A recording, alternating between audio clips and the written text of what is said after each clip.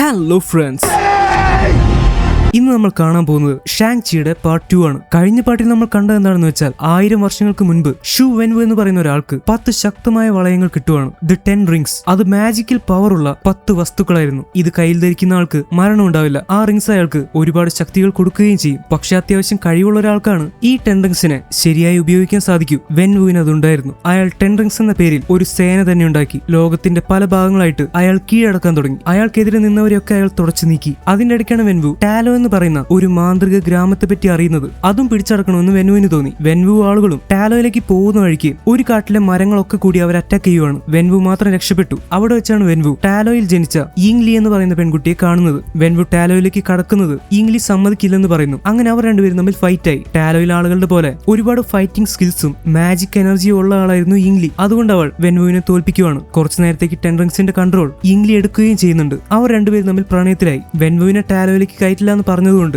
യിങ്ലി ടാലോയിൽ നിന്ന് വെൻവുവിന്റെ കൂടെ ഇറങ്ങി പോരുവാണ്. കുറച്ചു നാൾ കഴിഞ്ഞ് അവർക്ക് ഷാങ്-ചി എന്ന് പറയുന്ന ഒരു മകനും ജനിച്ചു. ഇപ്പൊ വെൻവു ഒരു ഫാമിലി മാൻ ആയിട്ട് മാറി. ഭാര്യയും കുട്ടിയും അടങ്ങുന്ന ഒരു കുടുംബം. അയാൾ 10 റിംഗ്സ് ഊരി വെച്ചു. ലോകം മുഴുവൻ അധികാരം സ്ഥാപിക്കാനുള്ള അയാളുടെ ആഗ്രഹം വേണ്ടെന്ന് വെച്ചു. യിങ്ലി മകനായിട്ടുള്ള ഷാങ്-ചിക്ക് പണ്ടത്തെ കഥകളൊക്കെ പറഞ്ഞു കൊടുത്തു. അതിന്റെ കൂടെ ടാലോയിലെ കാര്യങ്ങൾ പറഞ്ഞു കൊടുത്തു. ടാലോയിൽ നിന്ന് പുറത്തേക്ക് വന്നതുകൊണ്ട് യിങ്ലിക്ക് അവളുടെ മാജിക്കൽ പവറുകൾ ഇല്ലാതെയായി. എപ്പോഴെങ്കിലും വഴി തെറ്റി പോവുകയാണെങ്കിൽ വീട്ടിലേക്കുള്ള വഴി കണ്ടെത്താനായിട്ട് ഇത് സഹായിക്കുമെന്ന് പറഞ്ഞ് ഒരു ഗ്രീൻ ലോക്കറ്റുള്ള മാല യിങ്ലി ഷാങ്-ചിക്ക് കൊടുക്കുന്നുണ്ട്.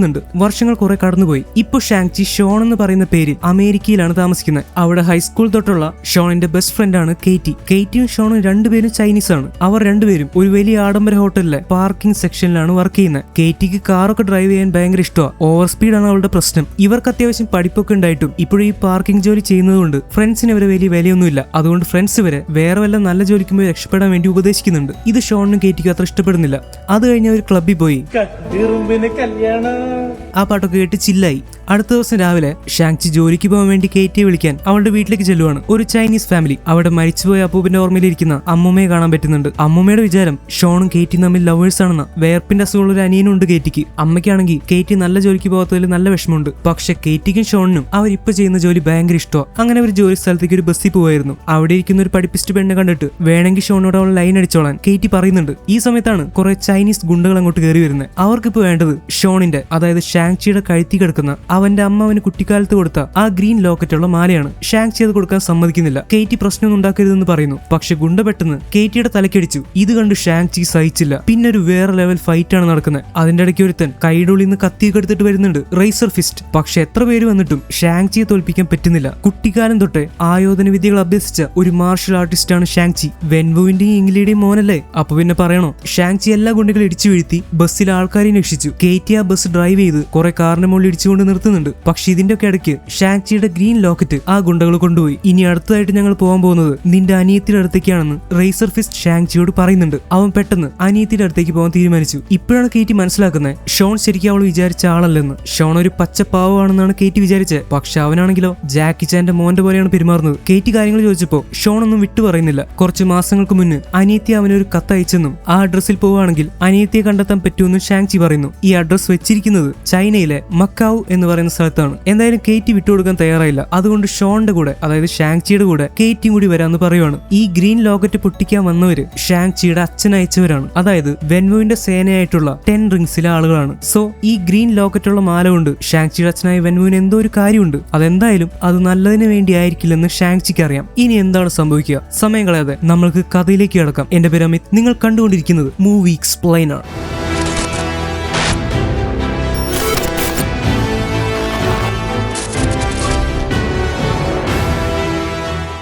തുടക്കത്തിൽ തന്നെ കാണിക്കുന്നത് ഷാങ്-ചിയുടെ കുട്ടിക്കാലമാണ്. വളരെ ചെറുപ്പത്തിൽ തന്നെ ഷാങ്-ചിക്ക് അതികഠിനമായിട്ടുള്ള ട്രെയിനിങ് കൊടുക്കാൻ തുടങ്ങി. ഇത് വെൻവുവിന്റെ നിർബന്ധമായിരുന്നു. ഷാങ്-ചിയുടെ അമ്മ അവൻ ആ ഗ്രീൻ ലോക്കറ്റ് കൊടുക്കുന്ന സീൻ ഉണ്ടല്ലോ, അത് കഴിഞ്ഞ് കുറച്ച് വർഷങ്ങൾ കഴിഞ്ഞു പോയി. ഇപ്പൊ ഷാങ്-ചിക്ക് ഒരു കുഞ്ഞനിയത്തിയുണ്ട്. അവളെയും ഇവിടെ കാണാൻ പറ്റും. വെൻവു ഷാങ്-ചിയെ 10 റിംഗ്സ് ടീമിലുള്ള ഏറ്റവും നല്ല ഫൈറ്ററും ടീച്ചറും ആയ ഒരാളുടെ അടുത്തേക്ക് കൊണ്ടുപോവാണ്. മാസ്ക് ഒക്കെ വെച്ച് നിൽക്കുന്ന ഇയാളുടെ പേരാണ് ദി ഡെത്ത് ഡീലർ. അങ്ങനെയാണ് വിളിക്കാറ്. വളരെ ക്രൂരമായിട്ടുള്ള ട്രെയിനിങ് ആണ് ഇയാൾ ഷാങ്-ചിക്ക് കൊടുത്തത്. ഒരു ചെറിയ തെറ്റ് സംഭവിച്ച പോലും അപ്പൊ ഇയാൾ ഷാങ്ചിയെ അടിക്കും. ഫൈറ്റിംഗ് പ്രാക്ടീസ് ചെയ്യിക്കാൻ വേണ്ടി ഒരു വലിയ മരത്തിന്റെ തടിയിൽ ഷാങ്ചിയോട് പലവട്ടം ഇടിച്ച് പ്രാക്ടീസ് ചെയ്യാൻ പറയും. കൈ വേദനിക്കുന്നുണ്ടെങ്കിലും മുറിയുന്നുണ്ടെങ്കിലും ഷാങ്ചി അവന്റെ അച്ഛൻ വെൻവുവും ടീച്ചറായിട്ടുള്ള ഡെത്ത് ഡീലറും പറയുന്നതനുസരിച്ച് അവൻ ഇടിച്ചുകൊണ്ടേയിരുന്നു. വളരെ കഠിനമായിട്ടുള്ള ട്രെയിനിങ് ഷാങ്ചിക്ക് കിട്ടിക്കൊണ്ടേയിരുന്നു. അങ്ങനെ വീണ്ടും വർഷങ്ങൾ കടന്നുപോയി. അവൻ കുറച്ചുകൂടി വലുതായി. എങ്ങനെ ഒരാളെ എളുപ്പത്തിൽ കൊല്ലാമെന്നുള്ള ട്രെയിനിങ് ആണ് ഷാങ്ചിക്ക് അവർ കൊടുത്തുകൊണ്ടിരിക്കുന്നത്. അതിനുള്ള എല്ലാ ടെക്നിക്കുകളും അവർ ഷാങ്ചിക്ക് പഠിപ്പിച്ചു കൊടുത്തു. അടിക്കാനും ഇടിക്കാനുള്ള ട്രെയിനിങ്, തിരിച്ചടി കിട്ടുകയാണെങ്കിൽ അത് താങ്ങാനുള്ള ട്രെയിനിങ്. അങ്ങനെ ദിവസം മുഴുവനും ഏത് കാലാവസ്ഥയായാലും മഴയായാലും വെയിലായാലും ട്രെയിനിങ്ങോട് ട്രെയിനിങ്. ഷാങ്ചിയുടെ വളർച്ചയുടെ ഓരോ ഘട്ടവും വെൻവു നിരീക്ഷിച്ചുകൊണ്ടേയിരുന്നു. ഷാങ്ചി പ്രാക്ടീസ് ചെയ്യുന്ന സമയത്ത് ഇതുപോലെ തന്നെ പ്രാക്ടീസ് ചെയ്യാൻ അവന്റെ അനിയത്തിക്കും ആഗ്രഹം ഉണ്ടായിരുന്നു. പിന്നെ ഒരു കാര്യം, ഷാങ്ചിയുടെ അനിയത്തിയുടെ പേരാണ് ഷു ഷിയാലിംഗ്, അച്ഛന്റെ പേര് ഷു വെൻവു. അപ്പൊ ഷാങ്ചിയുടെ ഫുൾ പേര് ഷു ഷാങ്ചി എന്നാണ്. കാലാകാലങ്ങളായിട്ട് ഷൂ കച്ചവടം ചെയ്യുന്നവരാണ് ഇവർ. ചുമ്മാ പറഞ്ഞ ഷു എന്ന് പറയുന്നത് ഇവരുടെ ചൈനീസ് വീട്ടുപേരായിട്ട് വരും. അപ്പൊ അനിയത്തിക്ക് ഇതുപോലെ ചെയ്യാൻ ആഗ്രഹം ഉണ്ടെങ്കിലും അവൾ ഒരു പെൺകുട്ടി ആയതുകൊണ്ട് വെൻവു അവളെ അങ്ങോട്ട് അടുപ്പിക്കുന്നില്ല. പണ്ടത്തെ ആളുകളുടെ ചിന്ത അങ്ങനെയായിരുന്നല്ലോ. ഷിയാലിങ്ങിന് ഫൈറ്റിങ്ങിനോടൊക്കെ നല്ല താല്പര്യം ഉണ്ടായിരുന്നു. പക്ഷെ ഷിയാലിംഗ് ആരാ മോള്, എന്നെ അങ്ങോട്ട് അടുപ്പിക്കുന്നില്ലെങ്കിൽ വേണ്ട, ഞാൻ ഒളിച്ചിരുന്ന് എല്ലാം കണ്ടുപഠിച്ചോളാം എന്ന് വിചാരിച്ച് അങ്ങനെ തന്നെ ചെയ്യുവാണ്. ഷാങ്ചിക്ക് ട്രെയിനിങ് കൊടുക്കുന്നത് നോക്കി അവൾ അതുപോലെ തന്നെ കണ്ടുപഠിച്ച് സ്വയം ട്രെയിൻ ചെയ്യാൻ തുടങ്ങി. ഈ ഡെത്ത് ഡീലർ എന്ന് പറയുന്ന ആള് ഒരു ക്രൂരനായ ടീച്ചറായിരുന്നു. ഇടയ്ക്ക് ഷാങ്ചി എപ്പോഴും ഫൈറ്റിൽ തെറ്റുവരുത്തിയ സമയത്ത് ഇയാൾ ഒരു കത്തി വെച്ച് അവന്റെ മുഖത്ത് ചെറുതായിട്ട് വരയുന്നുണ്ട്. വെൻവുവിന് ഇത് കണ്ടു നിൽക്കാൻ പറ്റിയില്ല. പക്ഷെ കഠിനമായ ട്രെയിനിങ് ആവശ്യമാണെന്ന് വെൻവുവിന് അറിയാമായിരുന്നു. അപ്പൊ ഇങ്ങനെയൊക്കെ ഷാങ്ചിയെ ട്രെയിൻ ചെയ്യിക്കുന്നുണ്ടെങ്കിൽ അതിന്റെ പിന്നിൽ എന്തെങ്കിലുമൊക്കെ ഉദ്ദേശം ഉണ്ടാവില്ലേ? തീർച്ചയായിട്ടും ഉണ്ടാവും. അത് കഥ മുന്നോട്ട് പോകുമ്പോൾ മനസ്സിലാവും. വെൻവുവിന് ഡെത്ത് ഡീലറോട് ഭയങ്കര ദേഷ്യം തോന്നി. ഒരുപക്ഷെ അച്ഛനോടും. ആ ദേഷ്യം മനസ്സിൽ വെച്ച് അതിനൊരു എനർജി ആക്കിയെടുത്ത് ഷാങ്ചി വീണ്ടും വീണ്ടും ട്രെയിൻ ചെയ്യാൻ തുടങ്ങി. പകലും രാത്രിയും ഇല്ലാതെ അവൻ ട്രെയിൻ ചെയ്തുകൊണ്ടേയിരുന്നു. അങ്ങനെ അവനൊരു മികച്ച ഫൈറ്ററായി മാറി. ചുറ്റും എത്ര പേര് വന്നാലും ഷാങ്ചി അവരെ അടിച്ചിടും. പിന്നെയാണ് നമുക്ക് മനസ്സിലാവുന്നത് ഷാങ്ചിയുടെ അമ്മ മരിച്ചിരിക്കുന്നു. ഷാങ്ചിയുടെ അനിയത്തി ഉണ്ടായി കഴിഞ്ഞ് കുറച്ചു കാലം കഴിഞ്ഞപ്പോ ഇംഗ്ലി മരിച്ചുപോയി. അതെങ്ങനെയാന്ന് പറയുന്നില്ല. പക്ഷെ അച്ഛനായിട്ടുള്ള വെൻവു മാത്രമായിരുന്നു ഷാങ്ചിക്കും ഷിയാലിങ്ങിനും അപ്പോൾ ഉള്ളത്. ഷാങ്ചിക്ക് ഏകദേശം 14 വയസ്സായപ്പോ വെൻവു ആദ്യമായിട്ട് അവനെ ഒരു മിഷന് വേണ്ടി അയക്കുവാണ്. ആദ്യമായിട്ട് ഒരു ജോലി അവന് ചെയ്യാൻ വേണ്ടി കൊടുക്കുവാണ്. അച്ഛൻ എന്താവശ്യപ്പെട്ടാലും ഷാങ്ചി അത് ചെയ്യാൻ റെഡിയായിരുന്നു. ഷാങ്ചിക്ക് വെൻവുവിനെ പേടിയുണ്ട്, ബഹുമാനമുണ്ട്, ദേഷ്യവും ഉണ്ട്. ഒരു പ്രത്യേകതരം കത്തി വെൻവു ഷാങ്ചിക്ക് കൊടുക്കുവാണ്. എന്തോ ഒരു വലിയ മിഷനാണെന്നാണ് തോന്നുന്നത്. ഷാങ്ചി ആ കത്തി വാങ്ങി. എന്തായിരുന്നു ആ മിഷൻ? എന്ത് സംഭവിച്ചു? ഒന്നും കണക്ട് ആവുന്നില്ലല്ലേ? കുഴപ്പമില്ല, അത് ശരിയായിക്കോളും. പെട്ടെന്നാണ് സീൻ ചേഞ്ച് ആവുന്നത്. നമ്മളിപ്പോ തന്നെ കണ്ട ഈ ഫ്ലാഷ് ബാക്ക് ഉണ്ടല്ലോ, അത് ഷാങ്ചി പ്ലെയിനിലിരുന്ന് കേറ്റിക്ക് പറഞ്ഞു കൊടുത്തോണ്ടിരിക്കുവായിരുന്നു. പെട്ടെന്നാണ് ഒരു ലേഡി വന്ന് എന്ത് ഫുഡാ കഴിക്കാൻ വേണ്ടതെന്ന് ചോദിക്കുന്നത്. 3 ഓപ്ഷനേ ഉള്ളൂ: ചിക്കൻ, ബീഫ്, വെജിറ്റേറിയൻ. ചിക്കന് വെജിറ്റേറിയന് തീർന്നു പോയി, ഇനി എന്താ വേണ്ടെന്ന്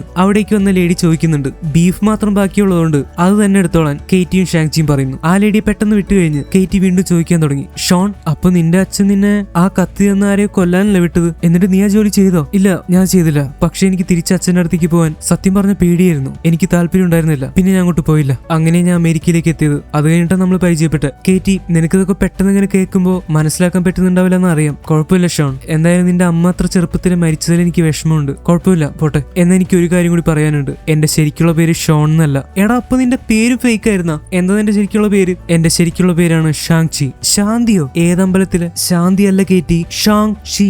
ഷോൺ ചി, ഷാങ് ചി. നിന്റെ പേര് ഷാങ് ചി എന്നാണോ? എടാ പൊട്ടാ, എന്നിട്ടാണ് നീ ഇവിടെ ഒന്ന് ഷോൺ എന്ന് പേരിട്ടത്. ഷാങ്ങും ഷോണും തമ്മിൽ എന്താണ് വ്യത്യാസം? രണ്ടും കേൾക്കാൻ ഒരുപോലെ ഇല്ലേ? അത് കേട്ടാ തന്നെ നിന്റെ അച്ഛൻ നിന്നെ തേടി ഇങ്ങോട്ട് വരില്ലേ? നീ പൊട്ടനാണോ? എന്റെ പൊന്ന് കേറ്റി, എനിക്കന്ന് 15 വയസ്സുണ്ടായിരുന്നുള്ളൂ. അന്ന് അത്ര ബുദ്ധിയൊക്കെ ഉള്ളൂ. അല്ല, എന്നാലും എനിക്ക് ഇതിന്റെ ലോജിക്ക് മനസ്സിലാവുന്നില്ല. ഇപ്പോ അലിൻ എന്ന് പേരുള്ള ഒരുത്തൻ ഒളിവിൽ പോവാന്ന് വിചാരിക്കും. അവൻ അലൻ എന്ന് പേരിട്ടോ വല്ല കാര്യമുണ്ടോ? രണ്ടും ഒരുപോലെ ഇല്ലേ?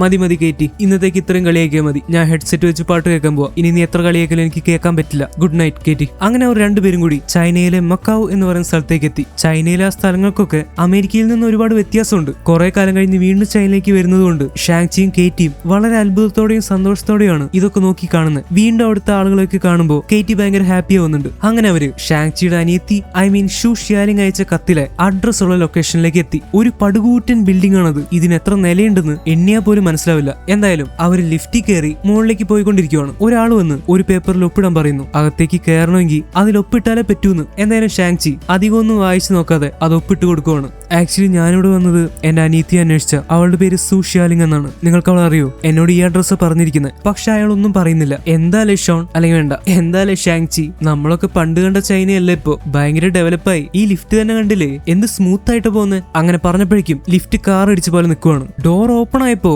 ഏതോ ഒരു ചപ്രി പുള്ളിങ്കോ മുന്നിൽ വന്ന് നിൽക്കുന്നു. അല്ല, ആരൊക്കെയാ വന്നേക്കുന്നേ? അടം ഗൊമ്മാലെ, വരണം വരണം, മച്ചാൻ ഇവിടെ ഫേമസ് അല്ലേ?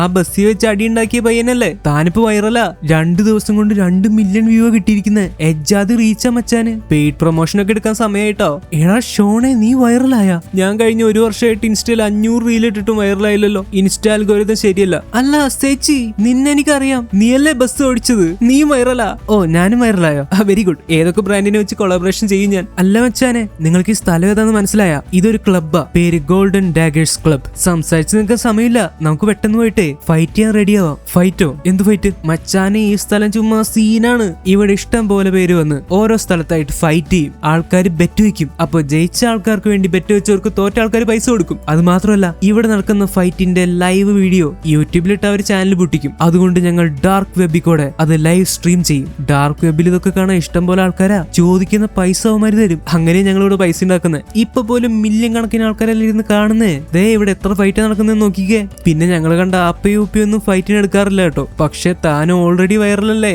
തന്റെ ഫൈറ്റ് കാണാൻ ഇഷ്ടം പോലെ പേരുണ്ടാവും, നല്ല പൈസയും കിട്ടും. വെറുതെ പറയുന്നതല്ല. അതുകൊണ്ട് മച്ചാൻ നേരിട്ട് ഫൈറ്റ് ചെയ്യാൻ കയറിക്കോ. ഹേ മാൻ, നിങ്ങൾ പറയുന്നത് എനിക്ക് അറിയില്ല. ഞാനിവിടെ ഫൈറ്റ് ചെയ്യാനല്ല വന്നത്. ഞാൻ എന്റെ അനിയത്തിയെ അന്വേഷിച്ച വന്നേ, സുഷാലിംഗ്. അങ്ങനെ ഒരാളെ എനിക്ക് അറിയില്ലല്ലോ മച്ചാനെ. എന്തായാലും താനിപ്പോ ഫൈറ്റ് ചെയ്യ്. അത് കഴിഞ്ഞിട്ട് ഞാൻ നീ പറഞ്ഞ ആളെ പറ്റാണെങ്കിൽ കണ്ടുപിടിച്ചു തരാം. ഇതൊക്കെ ഈസി അല്ലേ മച്ചാനെ? ആ ലെഫ്റ്റിൽ നടക്കുന്ന ഫൈറ്റ് കണ്ട?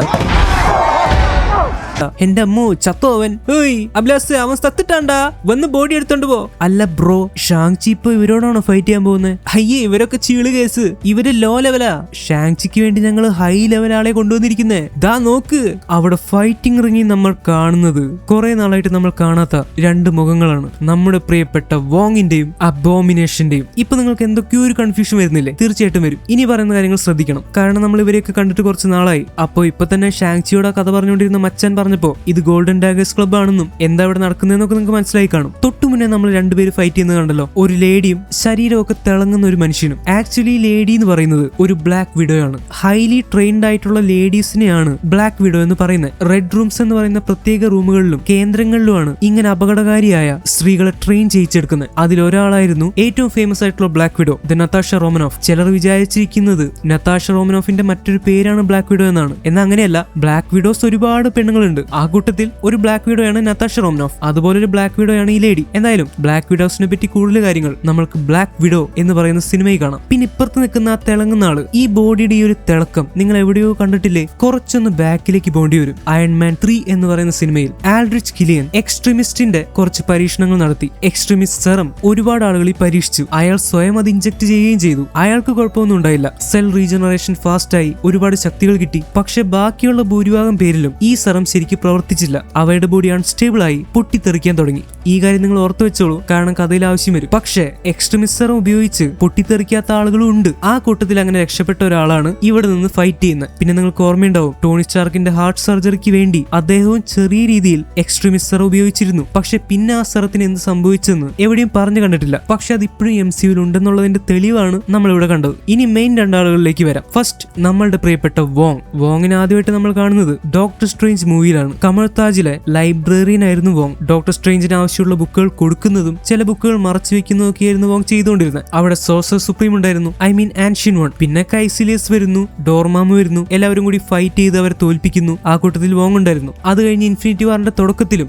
ന്യൂയോർക്കിലെ സാങ്ക്ടത്തിൽ ഡോക്ടർ സ്ട്രേഞ്ചിന്റെ കൂടെ നമ്മൾ വോങ്ങിനെ കാണുന്നുണ്ട്. ആ സമയത്താണല്ലോ ബ്രൂസ് ബാനർ അങ്ങോട്ട് വന്ന് വീഴുന്നത്. എന്നിട്ട് താനോസ് വരുന്നുണ്ടെന്നൊക്കെ പറയുന്നു, ഓർമ്മയില്ലേ? അത് കഴിഞ്ഞ് ഡോക്ടർ സ്ട്രേഞ്ചും ടോണി സ്റ്റാർക്കും ഒക്കെ കൂടി സ്പേസിലേക്ക് പോയി. ഈ സമയത്ത് കമൽ താജും സാങ്ക്ടും ഒക്കെ സംരക്ഷിച്ചിരുന്നത് വോങ് ആണ്. അത് കഴിഞ്ഞ് 2018 താനോസ് സ്നാപ്പ് ചെയ്തു. പകുതിയോളം ആൾക്കാർ മാഞ്ഞുപോയി. ആ കൂട്ടത്തിൽ ഡോക്ടർ സ്ട്രേഞ്ച് മാഞ്ഞുപോയി. പക്ഷെ വോങ് അന്ന് മാഞ്ഞു പോയിരുന്നില്ല. 5 വർഷത്തോളം വോങ് ആയിരുന്നു കമൽ താജിന്റെ മെയിൻ ആയിട്ടുള്ള വ്യക്തി. പിന്നെ 2023 ഹൾക്ക് സ്നാപ്പ് ചെയ്ത് എല്ലാവരും തിരിച്ചു കൊണ്ടുവരുന്നുണ്ട്. ആ സംഭവത്തിനെയാണ് ബ്ലിപ്പ് എന്ന് പറയുന്നത്. ആ സമയത്ത് ഡോക്ടർ സ്ട്രേഞ്ച് തിരിച്ചു വന്നു. പക്ഷേ ഡോക്ടർ സ്ട്രേഞ്ചിന്റെ മാന്ത്രികനായിട്ടുള്ള അല്ലെങ്കിൽ സോഴ്സർ ആയിട്ടുള്ള 5 വർഷമാണ് അവിടെ നഷ്ടപ്പെട്ടത്. അദ്ദേഹം മാഞ്ഞു പോയതുകൊണ്ട് ആ സമയത്ത് എക്സ്പീരിയൻസ് അദ്ദേഹത്തിന് ഇല്ല. സോ അവിടെ വോങ്ങിന് മുൻഗണന കിട്ടി. ആ സമയത്തൊക്കെ വോങ് ഒറ്റയ്ക്കാണ് ഈ കാര്യങ്ങൾ മാനേജ് ചെയ്തത്. വോങ്ങിന് കൂടുതൽ എക്സ്പീരിയൻസ് ഉണ്ട്. സോ സോഴ്സർ സുപ്രീമായി വോങ്ങിനെ തെരഞ്ഞെടുത്തു. അതിൽ അത്ഭുതപ്പെടേണ്ട, സോഴ്സറേഴ്സിന്റെ നിയമം അനുസരിച്ചാണ് സോഴ്സർ സുപ്രീമിനെ തെരഞ്ഞെടുക്കാൻ പറ്റൂ. ഇപ്പൊ വോങ് ആണ് ആ പദവിയിലിരിക്കുന്നത്. ഇനി വോങ് എന്തിന് ഇവിടെ വന്നു, എന്തിന് ഫൈറ്റ് ചെയ്യുന്നു എന്നും പറയാം. അതിനു മുന്നേ വോങ്ങിന്റെ കൂടെ ഫൈറ്റ് ചെയ്യുന്ന ആളെയും കൂടി പരിചയപ്പെടാം. അബോമിനേഷൻ.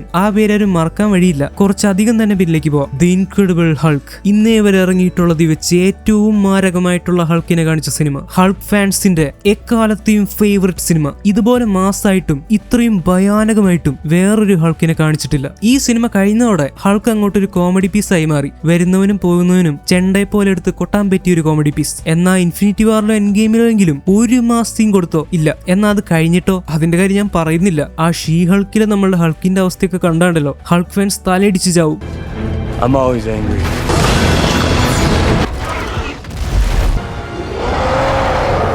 എനിവേ, തൽക്കാലം നമുക്കത് വിടാം. ദ ഇൻക്രെഡിബിൾ ഹൾക്കിൽ എമിൽ ബ്ലോൺസ്കി എന്ന് പറയുന്ന ഒരു ക്യാരക്ടർ ഉണ്ടായിരുന്നു. ബെറ്റിയുടെ തന്തയായിട്ടുള്ള ജനറൽ റോസിന്റെ കീഴിൽ വർക്ക് ചെയ്തിരുന്ന ഒരു ഓഫീസറാണ് എമിൽ ബ്ലോൺസ്കി. ഹൾക്കിനെ പിടിക്കാൻ വേണ്ടി മിസ്റ്റർ റോസ് അവനെ പറഞ്ഞു വിടുന്നുണ്ട്. പക്ഷെ ഹൾക്കിന്റെ ആ പവറും സംഭവമൊക്കെ കണ്ടപ്പോ എമിലിനും അങ്ങനെ ഒരു പവർ വേണമെന്ന് ആഗ്രഹം തോന്നി. സോ അവനൊരു സൂപ്പർ സോൾജർ സെറം മിസ്റ്റർ റോസിനോട് പറഞ്ഞ് അവന്റെ മേൽ കുത്തിവെക്കുവാണ്. അത് കഴിഞ്ഞ് എന്താ ഉണ്ടായെന്ന് ആരും മറക്കില്ല. അവന് കുറച്ച് കോൺഫിഡൻസ് കൂടി. എന്നിട്ട് അവൻ ഹൾക്കിനെ പിടിക്കാൻ വേണ്ടി നേരെ മുന്നിൽ ചെന്നങ്ങോട്ട് നിന്നു. എന്നിട്ടൊരു ഡയലോഗ് അങ്ങോട്ട് പറയുന്നുണ്ട്. തല്ലാൻ തോന്നുന്നുണ്ടോ? തല്ലടാ, ഒന്ന് തല്ലി നോക്കടാ. കിട്ടേണ്ടത് കിട്ടിയപ്പോൾ സമാധാനമായി. വാരിയിലൊടിഞ്ഞ് 24 പീസായി. കുത്താൻ വന്ന മദാനയുടെ മുന്നിൽ കയറി നിന്നു. അത് കുത്തിയിട്ട് പോയി. പക്ഷേ സൂപ്പർ സോൾജർ സെറം മേലുള്ളതുകൊണ്ട് ഹൾക്കിന്റെ ആ ചവിട്ട് കിട്ടിയിട്ടും എമിൽ പെട്ടെന്ന് ഹീലായി. പിന്നെ അയാൾക്ക് ഹൾക്കിനെ പിടിക്കുന്നുള്ളൊരു വാശിയായിരുന്നു. അങ്ങനെ ആ സിനിമയുടെ അവസാനം ആകുമ്പോഴേക്കും ചില കാര്യങ്ങൾ സംഭവിക്കുന്നുണ്ട്. മിസ്റ്റർ ബ്ലൂ അല്ലെങ്കിൽ സാമുവൽ സ്റ്റേൺസ് എന്ന് പറയുന്ന ഒരു പ്രൊഫസറുമായിട്ട് ബ്രൂസ് ബാനർ ചാറ്റ് ചെയ്യാറുണ്ട്. എങ്ങനെ ഈ ഹൾക്കിൽ നിന്ന് മാറി സാധാരണ മനുഷ്യനാവാം എന്നവർ പരീക്ഷണങ്ങൾ ചെയ്തുകൊണ്ടിരുന്നു. പക്ഷെ അതൊന്നും വർക്കായില്ല. ഈ സമയത്ത് എമിൽ ബ്ലോൺസ്കി ചെന്ന് സാമുവൽ സ്റ്റേൺസിനോട് ഹൾക്കിന്റെ ബ്ലഡ് തന്റെ മേലേക്ക് കുത്തിവെക്കാൻ പറയുവാണ്. അയാൾക്ക് ഹൾക്കിനെ പോലെ ആവാൻ വേണ്ടി. അയാൾ ഹൾക്കായില്ല, പകരമായതൊരു ഭീകര ജീവിയാണ്. അതിന്റെ പേരാണ് ദി അബോമിനേഷൻ. സത്യം പറയാലോ, താനോസിന്റെ പടയിൽ പോലും ഇങ്ങനൊരു ഐറ്റത്തിനെ കണ്ടിട്ടില്ല. അത്ര അടിപൊളിയായിട്ടാണ് അവർ അബോമിനേഷൻ അവതരിപ്പിച്ചത്. ഓർത്താ ഇപ്പോഴും പേടിയാവുന്ന പോലെ ഒരു ഫൈറ്റ് അതിലുണ്ട്. അതിനെപ്പറ്റി പറയാൻ വാക്കുകളില്ല. ഹൾക്കിന് അങ്ങനെ ഒരു മാരക സീൻ പിന്നെ കിട്ടിയിട്ടില്ല. ദ അവെഞ്ചേഴ്സിലെ ഐ എം ഓൾവേസ് ആംഗ്രി എന്ന് പറയുന്ന സീൻ ഉണ്ട്. അത് വേറെ തന്നെ സീനാണ്. പക്ഷേ ഈ ഒരു ഫൈറ്റ് അത് കമ്പയർ ചെയ്യാൻ പറ്റാത്ത സംഭവമാണ്.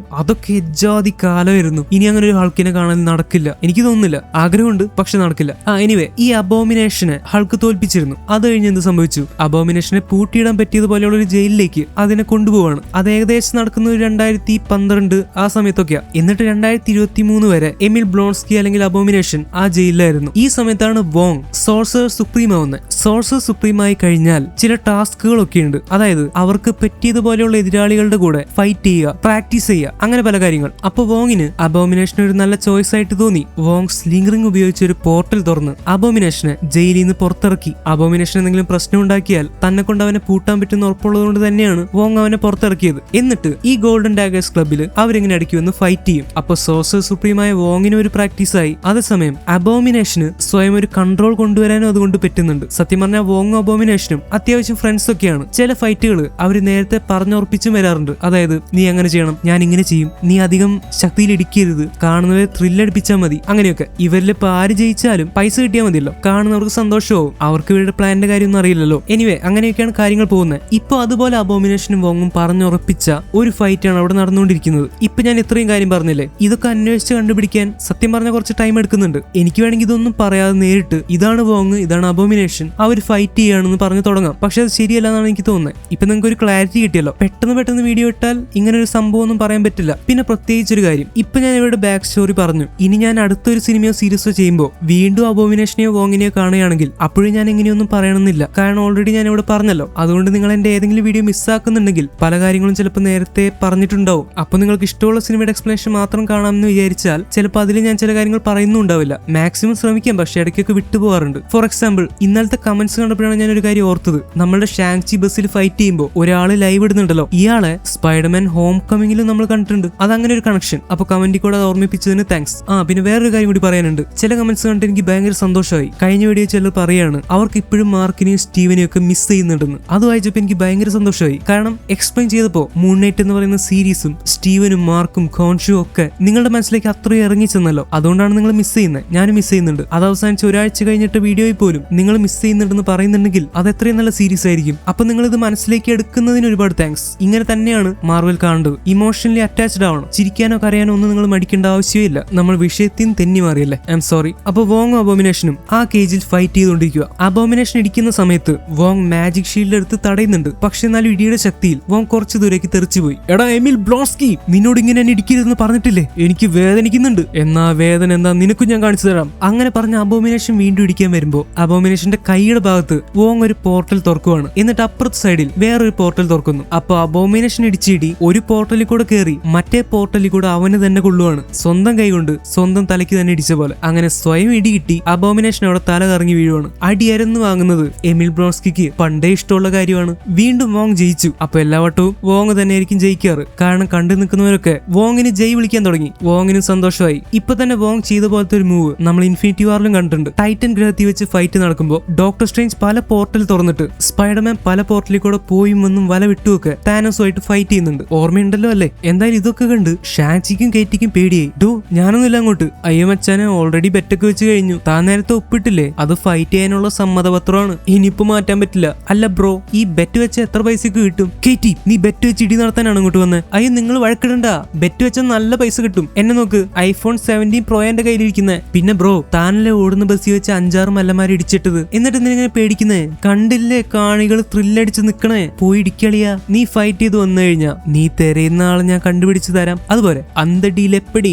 എടാ ഷോണ, നീ പേടിക്കണ്ട. ഇതൊക്കെ നിസ്സാരം. നിനക്ക് പറ്റുവടാ. കേറ്റി, ഞാനെന്ത് ബസ്സിൽ വെച്ച് ഫൈറ്റ് ചെയ്തെന്ന് പറഞ്ഞ് ഞാൻ അത്ര വലിയ ഫൈറ്റർ ഒന്നും അല്ല. എനിവേ, നീ ഒരു ആംബുലൻസ് പറഞ്ഞേക്ക്, ചിലപ്പോ ആവശ്യം വന്നാലോ. ഈ സമയത്ത് അബോമിനേഷനെ കുറച്ചു പേര് വന്ന് അവിടുന്ന് വലിച്ചുകൊണ്ട് പോകുന്നുണ്ട്. പാവം ബോധം കെട്ടുപോയി. പണ്ട് ഹൾക്കിന്റെ കയ്യിൽ നിന്ന് ചവിട്ട് കിട്ടിയപ്പോഴും ഇങ്ങനെ തന്നെ കിടന്നത്. ഞാൻ നേരത്തെ പറഞ്ഞില്ലേ വോങ്ങും അബോമിനേഷനും ഫ്രണ്ട്സ് ആണ്. ദേ വോങ് അവനോട് ചോദിക്കുന്നുണ്ട്, നിന്റെ താടിക്ക് കുഴപ്പമൊന്നുമില്ലല്ലോ? നമ്മൾ പറഞ്ഞുറപ്പിച്ച പോലെ ഇടിച്ചിരുന്നെങ്കിൽ ഇങ്ങനെയൊന്നും പറ്റില്ലായിരുന്നു. അടുത്ത വട്ടം കുറച്ചുകൂടി കൺട്രോൾ ചെയ്ത് വേണം ഇടിക്കാൻ. നിനക്ക് ഇനിയും കുറെ കൺട്രോൾ വരാനുണ്ട്. ഇങ്ങനെ പറഞ്ഞ് വോങ് അവിടെ ഒരു പോർട്ടൽ തുറന്ന് അബോമിനേഷനെ കൂടെ കൊണ്ടുപോവാണ്. അവിടെ അറ്റത്തേക്ക് നോക്കിയാ ഒരു ജയിൽ സെല് കാണാൻ പറ്റും. സോ ആവശ്യം കഴിഞ്ഞ് വോങ് പിന്നെ അബോമിനേഷനെ പിടിച്ച് ജയിലിലാക്കും. നമ്മുടെ മച്ചാനും വോങ്ങിന്റെ ഒരു ഫാനാണ്. മച്ചാനെ ആ ഷർട്ട് അങ്ങോട്ട് ഉരിക്കെ. എന്തിന്? അല്ല ഫൈറ്റ് ചെയ്യണ്ടേ? അങ്ങനെ മച്ചാൻ ഫൈറ്റ് അനൗൺസ്മെന്റ് ചെയ്യാൻ തുടങ്ങി. സുഹൃത്തുക്കളെ, നമ്മളെല്ലാവരും കാത്തിരുന്ന ഫൈറ്റ് ആരംഭിക്കാൻ പോവാണ്. ബസ്സിൽ വെച്ച് 5-6 മലമാരി ഇടിച്ച് പഞ്ചറാക്കിയ അമേരിക്കയിലെ സാൻ ഫ്രാൻസിസ്കോയിൽ നിന്നും കടന്നു വരുന്ന വൈറലായ ചെറുപ്പക്കാരൻ, ബസ്സിലെ ഇടിക്കാരൻ. എടാ എന്താണ് ഷർട്ട് ഇടാത്ത? 6 പാക്ക് കാണിക്കാനാണോ? ഷർട്ടുമാര് ഊരി വാങ്ങിയതാ? I don't know. ബസ്സിലെ ഇടിക്കാരൻ എതിരാളിയായി വരുന്നത് മക്കാവുവിന്റെ രോമാഞ്ചം ഗോൾഡൻ ഡാഗസ് ക്ലബിന്റെ വജ്രായുധം ഷൂ ഷിയാലിംഗ്. അപ്പോഴാണ് ഷാങ്ചി ഞെട്ടിപ്പോയത്. അവൻ ഫൈറ്റ് ചെയ്യാൻ പോകുന്നത് അവൻ തേടി വന്ന അവന്റെ സ്വന്തം അനിയത്തി ഷൂ ഷിയാലിങ്ങിനോടാണ്. അവൾക്ക് തന്നെ മനസ്സിലായിട്ടില്ല എന്ന് ഷാങ്ചി വിചാരിക്കുന്നു. പക്ഷെ ഷിയാലിംഗ് പെട്ടെന്ന് ഷാങ്ചി അറ്റാക്ക് ചെയ്യാൻ വേണ്ടി വരുവാണ്. ഹേയ്, നിനക്കെന്നെ മനസ്സിലായില്ലേ? ഷിയാലിംഗ്, ഇത് ഞാനാ. നീ എന്തിനാ എന്നെ ഇടിക്കുന്നത്? എന്തായാലും അനിയത്തി തന്നോട് കുറച്ച് ദേഷ്യത്തിലാന്ന് ഷാങ്ചിക്ക് മനസ്സിലായി. ഷിയാലിംഗ് നിക്ക്, നീനോട് ദേഷ്യത്തിലാന്ന് എനിക്കറിയാം. ഞാനൊന്ന് പറയട്ടെ. എന്തായാലും അനിയത്തിയെ ഷാങ്ചി തിരിച്ച് അറ്റാക്ക് ചെയ്യുന്നില്ല. അവൾ നല്ല രീതിക്ക് തന്നെ അറ്റാക്ക് ചെയ്യുന്നുണ്ട്. സ്വന്തം കുടുംബത്തിന്റെ പരമ്പര നിലനിർത്തണമെന്ന് പോലും ആലോചിക്കാതെ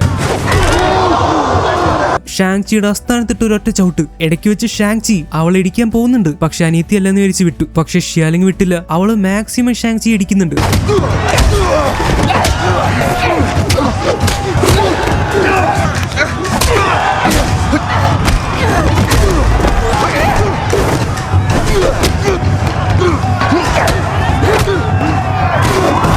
അപ്പൊ എന്തോ കാര്യമായിട്ട് ദേഷ്യമുണ്ട്. ഷിയാലിംഗ് ഒന്ന് നിർത്ത്. എന്തിനാ നീ എന്നെ ഇങ്ങനെ ഇടിക്കുന്നേ? ഞാൻ നിന്നെ സഹായിക്കാൻ വേണ്ടിയിട്ട് അങ്ങോട്ട് വന്നേ. നിന്നെ അന്വേഷിച്ച് അച്ഛൻ വരുന്നുണ്ട്. ഞാൻ നിന്നോട് തിരിച്ച് ഫൈറ്റ് ചെയ്യാൻ പോകുന്നില്ല. ഷാങ്ചി, നീ തിരിച്ചു വരാൻ പാടില്ലായിരുന്നു. എന്തിനാ വന്നത്? പെട്ടെന്ന് തിരിച്ചു പോക്കോ. അങ്ങനെ പറഞ്ഞ് ഷിയാലിംഗ് പോവുകയാണ്. പക്ഷെ അതിന്റെ ഇടയ്ക്ക് അവളൊന്ന് നിന്നു. അവളുടെ മനസ്സിലേക്ക് പെട്ടെന്ന് പഴയ ഓർമ്മകൾ വരുവാണ്. ഷാങ്ചി അവിടെ നിന്ന് പോകുന്നതിന്റെ അവസാനത്തെ രാത്രി, അതായത് വെൻവു ഒരു കത്തിയെടുത്ത് കൊടുത്ത് ഒരു ജോലി ചെയ്യാൻ പറഞ്ഞു വിടുന്നുണ്ടല്ലോ, അന്ന് രാത്രി ഇവർ രണ്ടുപേരും സംസാരിക്കുന്നുണ്ട്. അന്ന് ഷിയാലിംഗ് വളരെ ചെറുതാണ്. 10 വയസ്സ് പോലും ഉണ്ടാവില്ല. ഷാങ്ചിക്ക് ഒരു 14 വയസ്സൊക്കെ ഉണ്ടാവും. ഷാങ്ചി, ഞാനിടയ്ക്ക് കണ്ണടയ്ക്കാറുണ്ട്. നിന്നെ പഠിപ്പിക്കുന്നുണ്ട്. ഞാനും സ്വയം അതൊക്കെ ചെയ്തു നോക്കാറുണ്ട്. ആ സമയത്ത് എനിക്ക് അമ്മയെ ഓർമ്മ വരും. അമ്മ എന്റെ അടുത്തുള്ളത് പോലെ തോന്നും. നിനക്ക് അങ്ങനെ തോന്നാറുണ്ടോ? അച്ഛൻ നിന്നെ ആരെയും കൊല്ലാൻ വേണ്ടിയിട്ടല്ല വിടുന്നത്. പക്ഷെ അമ്മ ഉണ്ടായിരുന്നെങ്കിൽ. ഷിയാലിംഗ് നിർത്ത്. അമ്മ ഇപ്പൊ ഇല്ല. നമ്മുടെ അമ്മ മരിച്ചുപോയി. നീ എന്നെ ഇവിടെ ഒറ്റയ്ക്കാക്കിയിട്ട് പോവാണല്ലേ? പേടിക്കണ്ട ഷിയാലിംഗ്. ഞാൻ പോയിട്ട് ഒരു 3 ദിവസം കഴിയുമ്പോഴേക്കും തിരിച്ചു വരും. നീ എന്തിനാ പേടിക്കുന്നത്? അങ്ങനെ പറഞ്ഞ് ഷാങ്ചി പോയി. പക്ഷെ അന്ന് രാത്രിയാണ് ഷാങ്ചിയെ ഷിയാലിംഗ് അവസാനമായിട്ട് കണ്ടത്. പിന്നെ എപ്പോഴാണ് കാണുന്നത്? 3 ദിവസം കഴിഞ്ഞിട്ട് വരാന്ന് പറഞ്ഞ് പോയവൻ ഇത്രയും വർഷങ്ങൾ കഴിഞ്ഞ് വളർന്നു വലുതായി പോത്തിനെ പോലെ ആയിട്ടാണ് തിരിച്ചു വന്നിരിക്കുന്നത്. അവൾ ഒന്നും നോക്കിയില്ല.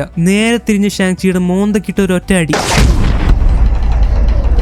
ആ അടിയിൽ ഷാങ്ചി വീണുപോയി. കാണികളെല്ലാവരും ഷിയാലിങ്ങിന് വേണ്ടി ജയ് വിളിക്കാൻ തുടങ്ങി. അവൾക്ക് അവിടെ ഒടുക്കത്തെ ഫാൻസ് ആണ്. പാവം ഷാങ്ചിയുടെ വായിന്ന് ചോര വന്നു. അവിടെ അടിയിൽ കേറ്റി കുഴപ്പമൊന്നും ഇല്ലല്ലോ എന്ന് ചോദിച്ച് നിൽക്കുന്നുണ്ട്. അവളാണ് ഷാങ്ചിയോട് ഇതൊക്കെ നിസ്സാരം എന്ന് പറഞ്ഞ് മോട്ടിവേഷൻ കൊടുത്ത് കയറ്റി വിട്ടത്. എന്തായാലും ഫൈറ്റ് ഒക്കെ കഴിഞ്ഞു. ഇപ്പൊ ഷാങ്ചിയും കേറ്റി ഇരിക്കുന്ന സ്ഥലത്തേക്ക് ഷിയാലിംഗ് വരുന്നുണ്ട്. ഷാങ്ചിക്ക് എപ്പോഴാണ് ഒരു കാര്യം മനസ്സിലാവുന്നത്, ഈ ഗോൾഡൻ ഡാഗേഴ്സ് ക്ലബ് എന്ന് പറയുന്ന സ്ഥാപനം നടത്തുന്നത് ഷിയാലിംഗ് ആണ്. അവളാണ് ഇതിന്റെ ഉടമസ്ഥ, മുതലാളി. ഷാങ്ചിയെ വീണ്ടും ഷോക്കാക്കിക്കൊണ്ട് കയ്യിൽ കുറെ പൈസയും പിടിച്ച് കേറ്റി അങ്ങോട്ട് വരുവാണ്. കാര്യം എന്താന്ന് വെച്ചാൽ ഷാങ്ചി തോൽക്കുന്നു വിചാരിച്ച് എതിരെ നിൽക്കുന്ന ആളുടെ പേരിലാണ് കേറ്റി ബെറ്റ് വെച്ചത്. അപ്പൊ ഷാങ്ചി തോറ്റത് കൊണ്ട് അവൾക്ക് ആ പൈസ കിട്ടുകയും ചെയ്തു. എന്തായാലും കേറ്റിയും തന്നെ ചതിച്ചല്ലോ എന്ന് ആലോചിച്ച് ഷാങ്ചി ഞെട്ടിപ്പോയി. കൊള്ളാം കേറ്റി, നീ എന്നെ മോട്ടിവേറ്റ് ചെയ്ത് ഫൈറ്റ് ചെയ്യാൻ വിട്ടിട്ട് എനിക്കെതിരെ ബെറ്റ് വെച്ചല്ലേ? സോറിടാ, കുഴപ്പമില്ല, ഇതിന്റെ പകുതി ഞാൻ നിനക്ക് തരാം, അതുപോലെ. പിന്നെ ഷിയാലിംഗ്, നീ ഷാങ്ചി ഇടിച്ചെങ്കിലും നിന്റെ ഫൈറ്റിംഗ് ഒക്കെ വേറെ ലെവലാട്ടോ. നീ ആളൊരു കില്ലാടി തന്നെ. താങ്ക് യു കേറ്റി, നിന്റെ ആ പച്ച പാന്റ് എനിക്ക് ഇഷ്ടപ്പെട്ടു. കൊള്ളാം. Thank you. കല്യാൺ സിൽസിലെ ആടി സെയിലിന് വാങ്ങിയതാ. അപ്പൊ വാങ്ങിയ ഇരട്ടി വാങ്ങായിരുന്നു. എന്തിനാ ഷാങ്ചി നീ ഇങ്ങോട്ട് തിരിച്ചു വന്ന്? ഷിയാലിംഗ്, സാൻ ഫ്രാൻസിസ്കോയിൽ വെച്ച് കുറെ പേര് ഞങ്ങൾ അറ്റാക്ക് ചെയ്തു, ഒരു ബസ്സിൽ വെച്ച്. ആ വീഡിയോ നീയും കണ്ടിട്ടുണ്ടാവും. അത് നമ്മളുടെ അച്ഛന്റെ ആൾക്കാരായിരുന്നു, 10 റിംഗ്സ് ടീം. അവരെന്റെ കഴുത്തി കിടന്ന ലോക്കറ്റ് എടുത്തിട്ട് പോയി. ആ കൂട്ടത്തിൽ ഒരുത്തൻ എന്നോട് പറഞ്ഞു അവരിനി വരാൻ പോകുന്നത് നിന്റെ നേരെയാണ്. നിന്റെ കഴുത്തി കിടക്കുന്ന ലോക്കറ്റ് നമ്മളുടെ അമ്മ തന്ന ലോക്കറ്റ് എടുക്കാൻ അവർ വരുന്നത്. ആ ലോക്കറ്റ് അച്ഛൻ എന്തിനാന്ന് എനിക്ക് അറിയില്ല, പക്ഷെ എന്തിനായാലും അത് നല്ല കാര്യത്തിനായിരിക്കില്ല. നമ്മൾക്ക് രണ്ടുപേർക്കും അതറിയാം. അതവിടെ നിൽക്കട്ടെ ഷാങ്ചി, എനിക്ക് ചില കാര്യങ്ങൾ പറയാനുണ്ട്. കേറ്റി, നിനക്കറിയോ, ഞങ്ങൾ ചെറുതായിരുന്നപ്പോ ഷാങ്ചി ഒരു ദിവസം എന്നോട് പറഞ്ഞു അവൻ പോയിട്ട് 3 ദിവസം കഴിഞ്ഞിട്ട് വരാന്ന്. വെറും 3 ദിവസം കഴിഞ്ഞിട്ട് ഞങ്ങളുടെ അമ്മയുടെ കല്ലറയുടെ മുന്നിൽ ഞാൻ പോയി ഇവനെ കാത്തിരുന്നു. 3 ദിവസം മാറി ഒരാഴ്ചയായി, അത് 1 മാസമായി, പിന്നെ അത് 6 വർഷമായി. അത്രയായപ്പോ എനിക്ക് മനസ്സിലായി ഇവന് തിരിച്ചു വരാൻ പോകുന്നില്ലെന്ന്. പക്ഷെ അപ്പോഴേക്കും എനിക്ക് മനസ്സിലായി എനിക്കിനി ഇവന്റെന്നല്ല ആരുടെ ആവശ്യമില്ലാന്ന്. കുറച്ച് സമയമെടുത്തെങ്കിലും ഞാനത് മനസ്സിലാക്കി. പിന്നെ ഞാൻ ഇങ്ങോട്ട് വന്നു. ഈ ക്ലബും ഈ സ്ഥലവും ഞാൻ എന്റെ സ്വന്തം പരിശ്രമം കൊണ്ട് ഉണ്ടാക്കിയെടുത്തതാ. അന്നും ഇന്നും എനിക്ക് നിന്റെ ആവശ്യമില്ല, അച്ഛന്റെ ആവശ്യമില്ല. എങ്കിൽ പിന്നെ നീ എനിക്ക് എന്തിനാ കത്തയച്ചത്? ഷിയാലിങ്ങിന് മനസ്സിലായില്ല. ഷാങ്ചിയുടെ കയ്യിലിരിക്കുന്ന ആ കത്ത് അവൻ അവൾക്ക് കാണിച്ചു കൊടുക്കുകയാണ്. അപ്പോഴാണ് ഷിയാലിംഗ് പറയുന്നത് ആ കത്ത് അവൾ അയച്ചതല്ല. സോ ഷിയാലിങ്ങിന്റെ പേരിൽ ആരോ ഒരാൾ ഈ കത്ത് ഷാങ്ചിക്ക് അയച്ചിരിക്കുവാണ്. പെട്ടെന്ന് അവിടെയൊക്കെ സൈറൻ മുഴങ്ങാൻ തുടങ്ങി. ആരോ ക്ലബിലേക്ക് അതിക്രമിച്ച് കയറിയിട്ടുണ്ട്. അത് വേറെ ആരും ആയിരുന്നില്ല, ഇവരുടെ അച്ഛൻ വെൻമുവിന്റെ ടീമായിട്ടുള്ള 10 റിംഗ്സ് ആയിരുന്നു. ആ കത്തി കൈനും ആൾക്കാരും. അപ്പൊ ഇതൊക്കെ ഒരു പ്ലാൻ ആയിരുന്നു. അനിയത്തി എഴുതിയതാന്നുള്ള പേരിൽ ഒരു കത്ത് ഷാങ്ചിക്ക് കിട്ടുകയാണെങ്കിൽ ഷാങ്ചി അത് സത്യമെന്ന് വിചാരിക്കും. അത് കഴിഞ്ഞ് കത്തിക്കയ്യൻ ഇനി ഞങ്ങൾ അനിയത്തിയുടെ അടുത്തേക്കാണ് പോകുന്നതെന്ന് പറയുകയാണെങ്കിൽ ഷാങ്ചി ആ കത്തിലെ അഡ്രസ് നോക്കി അനിയത്തിയുടെ അടുത്തേക്ക് വരും. ഇപ്പൊ അനിയത്തിയും ഷാങ്ചിയും ഒരേ സ്ഥലത്ത് വന്ന് പെട്ടിരിക്കുവാണ്. ഇവരെ പിടിക്കാൻ വേണ്ടി വെൻമുവിന്റെ ആൾക്കാർ ഇങ്ങോട്ട് വന്നു കഴിഞ്ഞു. ഷാലിംഗ് പെട്ടെന്ന് ലിഫ്റ്റ് കയറി താഴേക്ക് എസ്കേപ്പ് ആവുകയാണ്. പക്ഷെ ഷാങ്ചിയും കേറ്റിയും പെട്ടു. പിന്നെ അവിടെ മാരക ഫൈറ്റ് ആണ് നടക്കുന്നത്. എന്നാലും ഉള്ളിക്കൂടെ പോകാൻ പറ്റാത്തതുകൊണ്ട് ഷാങ്ചി കേറ്റിയുടെ കൂടെ ബിൽഡിങ്ങിന്റെ പുറത്ത് കെട്ടിവെച്ചിരിക്കുന്ന മുളകളിൽ കൂടെ താഴേക്ക് ഇറങ്ങി രക്ഷപ്പെടാൻ പോവാണ്. പക്ഷെ അപ്പോൾ ട്രെയിൻഡ് ആയിട്ടുള്ള 10 റിംഗ്സിന്റെ ആൾക്കാർ ഷാങ്ചിയെ പിടിക്കാൻ വേണ്ടി വരുന്നു. ഷാങ്ചി അവന്റെ കഴിവൊക്കെ പുറത്തെടുത്ത് അവരുമായിട്ട് ഫൈറ്റ് ചെയ്ത് എസ്കേപ്പ് ആവാൻ നോക്കുന്നുണ്ട്.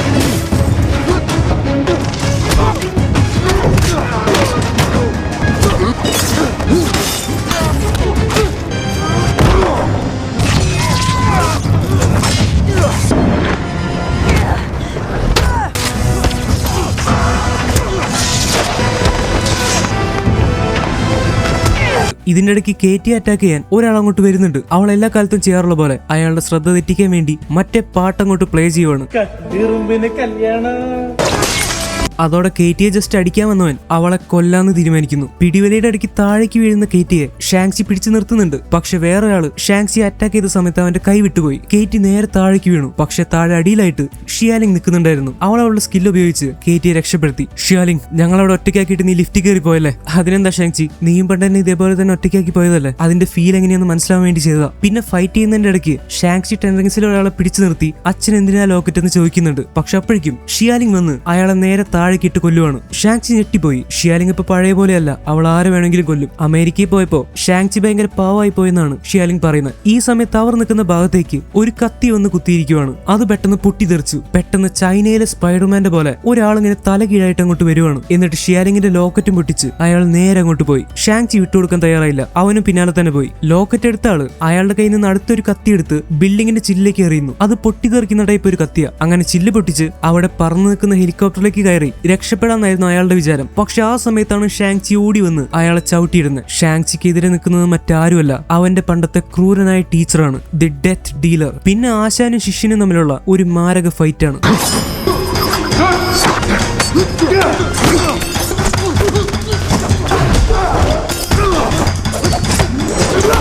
കാലങ്ങളായിട്ട് ടെൻ റിങ്സിന് വേണ്ടി നിർത്താതെ ഫൈറ്റ് ചെയ്തുകൊണ്ടിരിക്കുന്ന ആളാണ് ഡെത്ത് ഡീലർ. പക്ഷെ ഷാങ്ചി അങ്ങനെയല്ല. അവൻ ഫൈറ്റിംഗ് ഒക്കെ വിട്ടിട്ട് കുറെ വർഷങ്ങളായി. പക്ഷെ അവൻ എന്നും വീട്ടിൽ പ്രാക്ടീസ് ചെയ്യാറുണ്ട്. ഡെത്ത് ഡീലറിന് മുന്നിൽ പിടിച്ചു നിൽക്കാൻ ഷാങ്ചിക്ക് പെട്ടെന്ന് പറ്റുന്നില്ല. പക്ഷെ ഫൈറ്റിന്റെ ഇടയ്ക്ക് ഒരു സമയത്ത് ഡെത്ത് ഡീലർ ഷാങ്ചിയുടെ മുഖത്തേക്ക് ഇങ്ങനെ കത്തി കൊണ്ടുവരുവാണ്. പെട്ടെന്ന് അവന് പണ്ടത്തെ കാര്യങ്ങൾ ഓർമ്മ വന്നു. പണ്ട് ഇതേപോലെ പഠിപ്പിക്കുന്ന സമയത്തും ഡെത്ത് ഡീലർ ഇങ്ങനെ ചെയ്തിട്ടുണ്ട്. ഒരു കത്തി വെച്ച് അന്ന് അയാൾ ഷാങ്ചിയുടെ മുഖത്തൊരു ചെറിയ വരയിട്ടു. അന്നേ ഷാങ്ചിക്ക് അയാളുടെ ഭയങ്കര ദേഷ്യമാണ്. അങ്ങനെ ആ ദേഷ്യമൊക്കെ മനസ്സിലേക്ക് വന്നപ്പോ ഷാങ്ചി മാസായിട്ട് തന്നെ തിരിച്ചടിക്കാൻ തുടങ്ങി. ആശാൻ പഠിപ്പിച്ചു കൊടുത്ത വിദ്യകൾ അയാൾക്കെതിരെ തന്നെ പ്രവർത്തിച്ചു. Shang-Chi death ഡീലറെ മലർത്തിയടിച്ചു. പണ്ട് ഡെത്ത് ഡീലർ തന്നെ ക്രൂരമായിട്ട് പഠിപ്പിച്ചതൊക്കെ ഷാങ്ചിക്ക് ഓർമ്മ വരുവാണ്. അപ്പൊ മനസ്സിൽ വന്ന ദേഷ്യം കൊണ്ട് ഷാങ്ചി അയാൾ കുത്തി കൊല്ലാൻ പോവാണ്. പക്ഷെ കത്തിയുള്ള കൈ ഉയർത്തിയതും എന്തോ ഒരു വസ്തു വന്ന് ഷാങ്ചിയെ തടയുവാണ്. അവൻ ദൂരേക്ക് തെറിച്ചു വീണു. അവനെ തടഞ്ഞത് ആ 10 വളയങ്ങളായിരുന്നു, ദ 10 റിങ്സ്. അപ്പോ അത് ഉപയോഗിച്ചതാരായിരിക്കും? അത് ഷു വെൻവു ആണ്, ഷാങ്ചിയുടെ മരണമാസ അച്ഛൻ. ഡെത്ത് ഡീലർ ഷിയാലിങ്ങിന്റെ ലോക്കറ്റും വെൻവുവിന് കൊടുക്കുന്നുണ്ട്. ഷാങ്ചി, എത്ര കാലങ്ങൾക്ക് ശേഷമാണ് നമ്മൾ കാണുന്നത്. ഞാൻ എന്റെ ആളുകളോട് പറഞ്ഞിരുന്നു, അവരെത്ര ശ്രമിച്ചാലും നിന്നെ കൊല്ലാനാവില്ലെന്ന്.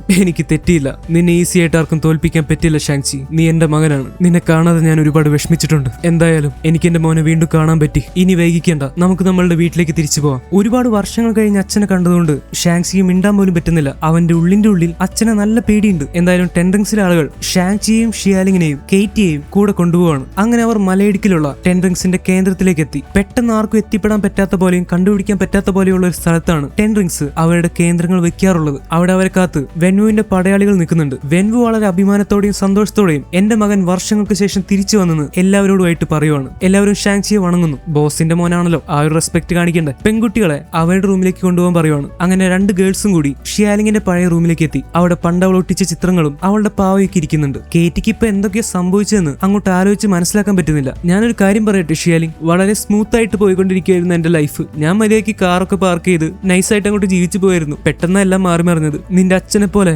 ഭയങ്കരനായിട്ടുള്ള ഒരാളെ ഞാൻ കണ്ടിട്ടില്ല. എന്താ അങ്ങയുടെ ഒരു പവർ? നമ്മളയാൾ കൊല്ലൂ. നീ പേടിക്കണ്ട കേറ്റി. എന്നെയും ഷാങ്ചി എന്തായാലും അച്ഛൻ കൊല്ലാനൊന്നും പോകുന്നില്ല. പിന്നെ നിന്റെ കാര്യം, അപ്പൊ എന്നെ കൊല്ലൂ?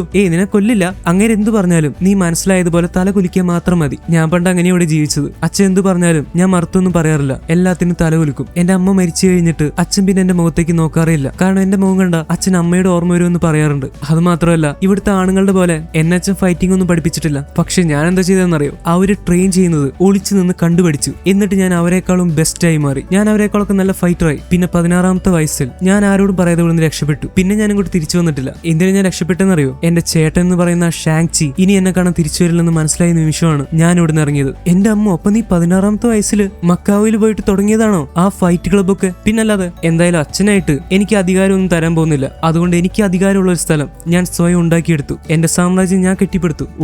പെണ്ണുങ്ങളായി ഇങ്ങനെ തന്നെ വേണം. ഈ സമയത്ത് ഷാങ്ചി അവിടുത്തെ പഴയ സ്ഥലങ്ങളിലേക്ക് പോവാണ്. അവൻ പണ്ട് ഇടിച്ചിടിച്ച് പ്രാക്ടീസ് ചെയ്യാറുള്ള ആ മരത്തടി അവിടെ കാണാൻ പറ്റുന്നുണ്ട്. അവൻ വർഷങ്ങളോളം ഇടിച്ചിടിച്ച് ആ മരത്തിൽ അവന്റെ കൈയുടെ ഷേപ്പിൽ ഒരു ചെറിയ കുഴി തന്നെ ഉണ്ടായിട്ടുണ്ട്. അതായത് അവൻ എത്രത്തോളം പ്രാക്ടീസ് ചെയ്തെന്നാണ് ഇത് കാണിക്കുന്നത്. ഷാങ്ചി അവിടെ തന്റെ കൈ വെച്ച് നോക്കുവാണ്. അവന് പഴയ കാര്യങ്ങൾ ഓർമ്മ വരുന്നു. അതിൽ ഇടിച്ചിടിച്ചിടിച്ച് അവന്റെ കൈ പൊട്ടി ചോര വന്നപ്പോഴും അവൻ നിർത്താതെ ഇടിക്കാൻ പോവാണ്. ആ സമയത്ത് വെന്നു വന്ന് അവനെ തടയുന്നുണ്ട്. എന്നിട്ട് തൽക്കാലം പ്രാക്ടീസ് മതിയാക്കാൻ പറഞ്ഞ് അവന്റെ കയ്യിലെ ചോരയൊക്കെ തുടച്ചു കൊടുക്കുന്നു. ഷാങ്ചിയോട് ഇംഗ്ലീഷ് പഠിക്കാൻ വെന്നു പ്രത്യേകം പറയാറുണ്ട്. കാരണം അവനെ മിഷൻസിന് വിടുമ്പോ പുറത്തെ ആളുകളായിട്ട് നന്നായിട്ട് കമ്മ്യൂണിക്കേറ്റ് ചെയ്യാൻ പറ്റണമല്ലോ. മോനെ, നീ നിന്റെ ശരീരത്തിന് ട്രെയിൻ ചെയ്യുന്നത് പോലെ തന്നെ മനസ്സിനെയും ട്രെയിൻ ചെയ്യണം. മനസ്സ് കീഴ്പ്പെട്ട് കഴിഞ്ഞാൽ നീ തോറ്റുപോകും. ഈ സമയത്ത് ഷാങ്ചി അച്ഛന്റെ കൈ കിടക്കുന്ന 10 റിങ്സിലേക്ക് നോക്കുകയാണ്. അവനതിൽ താല്പര്യമുണ്ടെന്ന് വെന്നുവിന് തോന്നി. എന്റെ കൈ കിടക്കുന്ന ഈ റിങ്സ് അതെനിക്ക് ഒരുപാട് ശക്തികൾ തരുന്നുണ്ട്. പക്ഷെ എന്തെങ്കിലും ഇത് നിന്റെ സ്വന്തമാണെന്ന് നീ ആഗ്രഹിക്കുന്നുണ്ടെങ്കിൽ നീ അതിന് അർഹനാണെന്ന് എന്റെ മുന്നിൽ തെളിയിക്കണം. അങ്ങനെ ഷാങ്ചി വീണ്ടും വീണ്ടും പ്രാക്ടീസ് ചെയ്യാൻ തുടങ്ങി. ഇതൊക്കെ അവൻ ആലോചിക്കുന്നുണ്ട്. അങ്ങനെ എല്ലാവരും കൂടി രാത്രി ഫുഡ് കഴിക്കാൻ വേണ്ടി ഇരിക്കുവാണ്. കേറ്റി ആകെ പേടിച്ച് വിറച്ചാണ് ഫുഡ് കഴിക്കുന്നത്. അച്ഛൻ എങ്ങനെ എന്നെ കണ്ടുപിടിച്ചത്? ഷാങ്ചി, നിങ്ങൾ എന്നെ വിട്ട് ഓടിപ്പോയതുകൊണ്ട് ഞാൻ നിങ്ങളെ പറ്റി അന്വേഷിക്കാതിരിക്കുമെന്ന് നിങ്ങൾ വിചാരിച്ചോ? നിങ്ങൾ എവിടെയാണെന്ന് എനിക്ക് എന്നും അറിയുമായിരുന്നു. മക്കൾ എവിടെയാണെന്ന് അച്ഛൻ അന്വേഷിക്കണ്ടേ? എന്തായാലും ഞാൻ നിങ്ങൾക്ക് 10 കൊല്ലം തന്നു നിങ്ങൾക്ക് ഇഷ്ടമുള്ളതുപോലെ ജീവിക്കാൻ. എന്നിട്ട് ആ 10 വർഷം കൊണ്ട് നിങ്ങൾ എന്താ ചെയ്തത്? കുഴപ്പമില്ല, ഇപ്പൊ നിങ്ങൾ എന്റെ അടുത്ത് വന്നല്ലോ. ഇനി നിങ്ങൾ എന്റെ കൂടെ നിൽക്കണം. എന്റെ മക്കളായിട്ട് എന്റെ ഒപ്പം നിൽക്കണം. അതെന്തായാലും നടക്കാൻ പോകുന്നില്ല. എനിക്കിവിടെ നിൽക്കണ്ട. ഈ സമയത്ത് പേടിച്ചു വരച്ചിരുന്ന് ഭക്ഷണം കഴിക്കുന്ന കേറ്റിയോട് വെന്നു സംസാരിക്കാൻ തുടങ്ങി. ഹേയ് അമേരിക്കൻ ലേഡി, അവളുടെ പേര് കേറ്റി എന്നാ. കേറ്റി, അത് നിന്റെ അമേരിക്കൻ പേരല്ല. നിന്റെ ശരിക്കുള്ള പേരെന്താ? നിന്റെ ചൈനീസ് പേര്. കേറ്റിക്ക് അപ്പൊ ഉത്തരം പറയണോ തലയാട്ടണോന്ന് മനസ്സിലായില്ല. പക്ഷെ ഷിയാലിങ്ങിന്റെ എക്സ്പ്രഷൻ കണ്ടപ്പോ കേറ്റിക്ക് മനസ്സിലായി ഇപ്പൊ തലയാട്ടിക്കൊണ്ടിരുന്ന പിന്നാട്ടം തലയുണ്ടാവില്ലെന്ന്. എന്റെ പേര് റൂയിവെൻ എന്നാ. അതാ എന്റെ ചൈനീസ് പേര്. വൗ, എത്ര നല്ല പേരാണ് റൂയിവെൻ. പിന്നെ ഇതിനെ കേറ്റി എന്നുള്ള പേരൊക്കെ ഇടുന്നത്. നമ്മളുടെ പേരുകൾക്ക് ഒരുപാട് അർത്ഥമുണ്ട്. അത് നമ്മളുമായിട്ട് മാത്രമല്ല നമ്മളുടെ പൂർവികരായിട്ടും ഒരുപാട് ബന്ധപ്പെട്ടിരിക്കുന്നു. നമ്മളുടെ കുടുംബത്തിന്റെ ചരിത്രം നമ്മുടെ പേരിലുണ്ട്. അതിൽ അഭിമാനിക്കണം. ഞാനൊരു കഥ പറയാം. കുറച്ച് കൊല്ലങ്ങൾക്ക് മുൻപ് അമേരിക്കയിലെ ഒരു തീവ്രവാദിക്ക് അയാൾക്ക് ഇഷ്ടമുള്ള കാര്യങ്ങൾ ചെയ്യാൻ വേണ്ടി ആളുകളോട് ഒരു നുണ പറയണമായിരുന്നു. അയാൾ ഇഷ്ടമുള്ളതൊക്കെ ചെയ്തിട്ട് കുറ്റം 10 റിങ്സിന്റെ മേലേക്ക് ഇട്ടു. അവൻ ചെയ്യുന്ന തീവ്രവാദപരമായ കാര്യങ്ങൾക്ക് 10 റിങ്സ് ആണ് ഉത്തരവാദിയെന്ന് അവൻ ആളുകളുടെ മുന്നിൽ പറഞ്ഞു. എന്റെ 10 റിങ്സ്, ഞാൻ ഉണ്ടാക്കിയ 10 റിങ്സ്, എന്റെ ടീമാണ് അതിന് ഉത്തരവാദിയെന്ന് അവൻ പറഞ്ഞത് എനിക്ക് ഇഷ്ടപ്പെട്ടില്ല. കുറ്റം 10 റിങ്സിന്റെ മേൽ ചാർത്തിയതും പോരാഞ്ഞിട്ട് അതിന്റെ തലപ്പത്തിരിക്കുന്ന ആളായി അവർ പുതിയൊരാളെ കൊണ്ടുവന്നു. ഒരു നടന് 10 റിങ്സിന്റെ തലപ്പത്തിരിക്കുന്നത് ഞാനാ, അതാർക്കും അറിയില്ല. പക്ഷെ അവരെല്ലാവർക്കും മുന്നിൽ 10 റിങ്സിന്റെ ലീഡറായി കാണിച്ചത് ഏതോ ഒരു നടനെയാണ്. എന്നിട്ടൊരു പേര് വിട്ടുകൊടുത്തു, മാൻഡ്രിൻ. മാൻഡ്രിൻ എന്ന് പറഞ്ഞ നമ്മൾ കഴിക്കുന്ന ഒരു ഡിഷിന്റെ പേരാണ്. ആ പേരാണ് അവർ 10 റിങ്സിന്റെ തലവനായിട്ട് അവർ അഭിനയിപ്പിച്ച ആൾക്ക് ഇട്ടുകൊടുത്തത്. പക്ഷെ അമേരിക്ക ഭയന്ന് വിറച്ചു. വെൻവു സ്വയം പൊക്കി പറഞ്ഞ് തള്ളുകയാണെന്ന് ഷാങ്ചിക്കും ഷിയാലിങ്ങിനും തോന്നുന്നുണ്ട്. പക്ഷെ കേറ്റി എല്ലാം വലിയ കാര്യത്തിലാണ് കേൾക്കുന്നത്. അല്ലെങ്കിൽ തല പോയാലോ? എന്റെ ജീവിതത്തിൽ എനിക്ക് ഒരുപാട് പേരുകൾ കിട്ടിയിട്ടുണ്ട്. മഹാനായ യോദ്ധാവ്, the warrior king, master Khan, ഭൂമിയിൽ ഏറ്റവും അപകടകാരിയായ മനുഷ്യൻ. ഒരിക്കൽ ഇങ്ങനെയൊക്കെ അറിയപ്പെടാനും അധികാരം നേടിയെടുക്കാനുമാണ് ഞാൻ ആഗ്രഹിച്ചിരുന്നത്. വർഷങ്ങളോളം ഞാൻ അതിനുവേണ്ടി അലഞ്ഞു. പക്ഷെ ഇവരുടെ അമ്മയെ കണ്ടുമുട്ടിക്കഴിഞ്ഞ് ഞാൻ അതെല്ലാം ഉപേക്ഷിച്ചു. പിന്നെ എനിക്ക് അധികാരത്തിനോട് ഒരു താല്പര്യവും തോന്നിയിട്ടില്ല. ഞങ്ങൾ പരിചയപ്പെട്ടു കഴിഞ്ഞ് എന്നും ഞങ്ങൾ തമ്മിൽ കാണാറുണ്ട്.